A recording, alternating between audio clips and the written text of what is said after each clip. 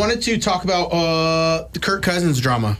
Kirk Cousins, obviously, there's some crazy stuff going on over there in Atlanta. That was a big time chunk. And Ryan, I know you guys were high on those guys beginning of the season. They're still in the playoff mix. They're probably gonna make the playoffs. That worst division in the NFL, their division. I mean, with the Buccaneers, Panthers, right there Saints, with the NFC West. And NFC West is pretty close too. Yeah, NFC West pretty bad. Yeah, NFC West pretty bad too. Yeah, for sure. I mean, the Rams the last 2 weeks haven't even scored what they scored 3 weeks ago against the Bills. Like, I know, I'm it's so interesting. freaking confused. Yeah, it's so interesting. It's kind of hard to put a thumb on the NFC West there. But what do you guys think? This is a pretty big deal here. I mean, they signed him to a huge contract. They were 7-7 under Cousins, but the head coach Raheem Morris made a change after Atlanta's win over the Raiders, and he saw a lot of maligned offensive drives with Cousins under center. That's pretty ballsy to make that choice at the end of the season here when you paid this guy $90 million.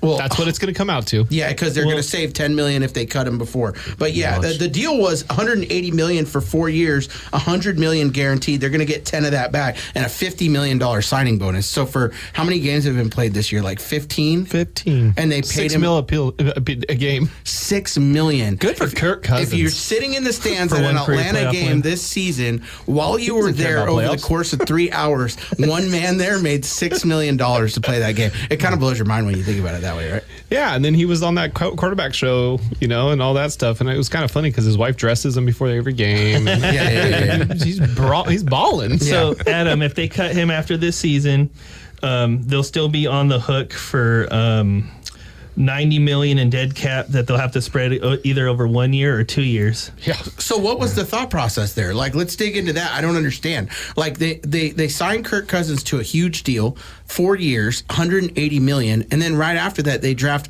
Michael Penix with the 7th pick in the draft. How does that even make sense? And then Cousins comes out and balls out for the first month, and then does the Cousins things and hits a lull. Yeah. And then he starts to play okay, and they're like, just take a seat. I think they already signed him to the big contract as soon as free agent hit, and then they actually saw him, and they're like, I don't think he's got 4 years in him. Mm-hmm. And then that's why they used that such high draft pick to take Penix. Because he was coming off of an ACL, right? When they signed him, and they never even saw him in a football they just uniform. Hurried up, and we're the Falcons. We think we can win now.